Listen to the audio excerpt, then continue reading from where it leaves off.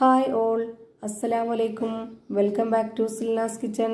ഇന്നത്തെ റെസിപ്പി ഉള്ളിയും മുട്ടയും വെച്ചിട്ട് നല്ല ടേസ്റ്റി ആയിട്ടുള്ള ഒരു വെറൈറ്റി ആയിട്ടുള്ള പലഹാരത്തിന്റെ റെസിപ്പിയാണ്. വെറും 5 മിനിറ്റ് മതിയാവും ഈ ഒരു പലഹാരം തയ്യാറാക്കി എടുക്കാനായിട്ട്. നല്ല ടേസ്റ്റുമാണ് കഴിക്കാനായിട്ട്.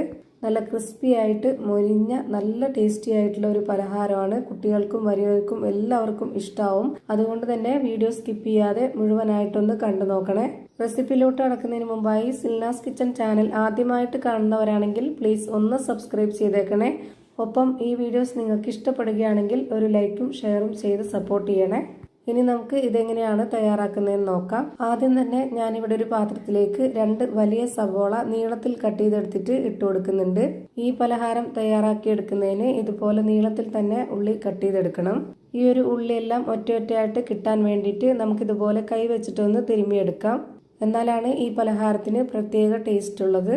ഞാനെടുത്തിട്ടുള്ള ഈ ഒരു സവോളയുടെ കണക്കനുസരിച്ചാണ് ബാക്കിയുള്ള എല്ലാ ഇൻഗ്രീഡിയൻസിൻ്റെ അളവും ചേർത്ത് കൊടുക്കുന്നത്.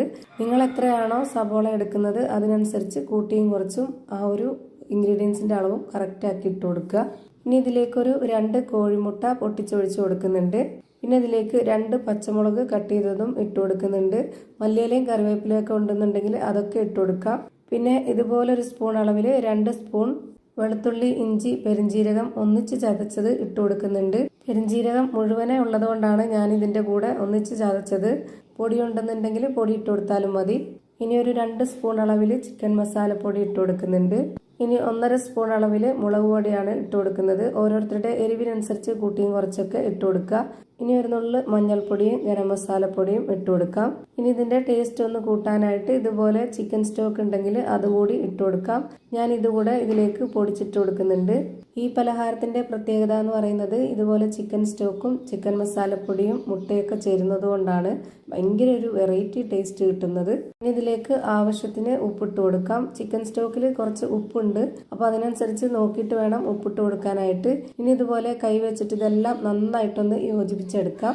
ഇനി ഇതിലേക്ക് വേറെ പൊടികൾ കൂടി ചേർത്ത് കൊടുക്കാനുണ്ട്. അതിന് മുന്നായിട്ട് ഈ ഒരു ഉള്ളിയും ഈ ഒരു മിക്സും എല്ലാം കൂടെ നന്നായിട്ടൊന്ന് യോജിപ്പിച്ചെടുത്താലേ എല്ലാം ഒരു കറക്റ്റ് പരുവത്തിനും ടേസ്റ്റിലൊക്കെ കിട്ടുള്ളൂ. ഇനി ഇതിലേക്ക് ഇട്ട് കൊടുക്കാനുള്ളത് 1/2 കപ്പ് അളവിൽ കടലമാവാണ്. പിന്നെ ഇതിലേക്ക് അരിപ്പൊടിയാണ് വേണ്ടത്. വറുത്ത അരിപ്പൊടി തന്നെ വേണം. അതും കൂടെ 1/2 കപ്പ് അളവിൽ ഇട്ട് കൊടുക്കുന്നുണ്ട്. ഈ പലഹാരത്തിനെ ക്രിസ്പി ആക്കി എടുക്കുന്നത് അരിപ്പൊടിയാണ്. അതുകൊണ്ട് തന്നെ അരിപ്പൊടി സ്കിപ്പ് ചെയ്യരുത്. പിന്നെ ഇതുപോലെ 3 ടേബിൾ സ്പൂൺ അളവിൽ മൈദപ്പൊടിയും കൂടെ ഇട്ട് കൊടുക്കാം. ഇനി ഒട്ടും വെള്ളം ചേർക്കാതെ ഈ ഒരു മുട്ടയുടെ നനവിൽ മാത്രം ഇത് നന്നായിട്ടൊന്ന് മിക്സ് ചെയ്തിട്ടെടുക്കാം. കടലമാവിൽ കട്ടകളൊക്കെ ഉണ്ടാവും, അതൊക്കെ ഉടച്ചിട്ട് ഇതെല്ലാം കൂടി നന്നായിട്ടൊന്ന് മിക്സ് ചെയ്തെടുക്കണം. ഒട്ടും വെള്ളം ചേർക്കാതെ ഈ ഒരു മുട്ടയുടെ നനവിൽ മാത്രം നമ്മളിത് റെഡിയാക്കി എടുക്കുമ്പോഴാണ് അതിന് പ്രത്യേക ഒരു ടേസ്റ്റ്. ഞാനിപ്പോൾ ഇവിടെ നന്നായിട്ട് യോജിപ്പിച്ചെടുത്തിട്ടുണ്ട്. ഇതിൻ്റെ പരുവം എന്ന് പറയുന്നത് നമ്മുടെ കയ്യിൽ നമുക്ക് ഇഷ്ടമുള്ള ഷേപ്പിൽ ആക്കി എടുക്കണമെന്നുണ്ടെങ്കിൽ കുറച്ചൊന്ന് ടൈറ്റായിട്ട് വരണം. അതുകൊണ്ടാണ് ഇതിൽ വെള്ളമൊന്നും ചേർത്ത് കൊടുക്കാതെ ഈ ഒരു പരുവത്തിൽ റെഡിയാക്കി എടുത്തിട്ടുള്ളത്.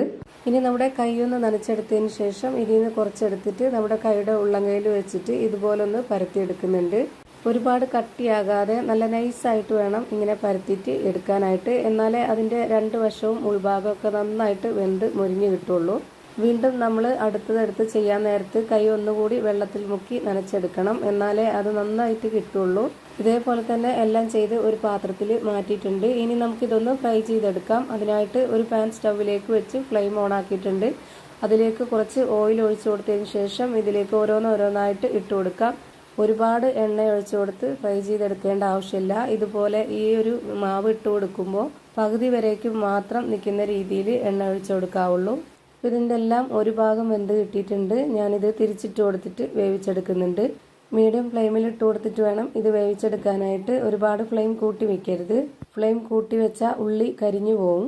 ഇതിൻ്റെ എല്ലാം 2 സൈഡും വെന്ത് കിട്ടിയിട്ടുണ്ട്. ഇനി നമുക്കിത് എണ്ണയിൽ നിന്ന് കോരി മാറ്റാം. ഇതേപോലെ തന്നെ എല്ലാം ഫ്രൈ ചെയ്ത് ഞാനൊരു പാത്രത്തിലേക്ക് മാറ്റിയിട്ടുണ്ട്. ഒട്ടും എണ്ണ കുടിക്കാത്ത നല്ല ക്രിസ്പി ആയിട്ടിരിക്കുന്ന ഒരു അടിപൊളി വെറൈറ്റി പലഹാരമാണ്. ഇതിൻ്റെ അകം എങ്ങനെയാണ് ഇരിക്കുന്നതെന്ന് അറിയാനായിട്ട് ഞാനിതൊന്ന് പൊട്ടിച്ച് കാണിച്ചു തരാം. അപ്പോൾ ഇത്രയേ ഉള്ളൂ ഇന്നത്തെ വീഡിയോ ഇഷ്ടമായാൽ ലൈക്ക് ചെയ്യാനും കമൻറ്റ് ചെയ്യാനും ഷെയർ ചെയ്യാനും മറക്കരുത്. അതുപോലെ തന്നെ ഞാനിടുന്ന പുതിയ വീഡിയോസ് നോട്ടിഫിക്കേഷനായിട്ട് കിട്ടുന്നതിന് വേണ്ടി സബ്സ്ക്രൈബ് ചെയ്ത് ബെല്ലൈക്കൺ അമർത്തി അതിൽ ഓൾ എന്ന ഓപ്ഷൻ എനേബിൾ ചെയ്ത് കൊടുക്കാനും മറക്കരുത്. പുതിയൊരു വീഡിയോയുമായി വീണ്ടും വരും. Thank you for watching.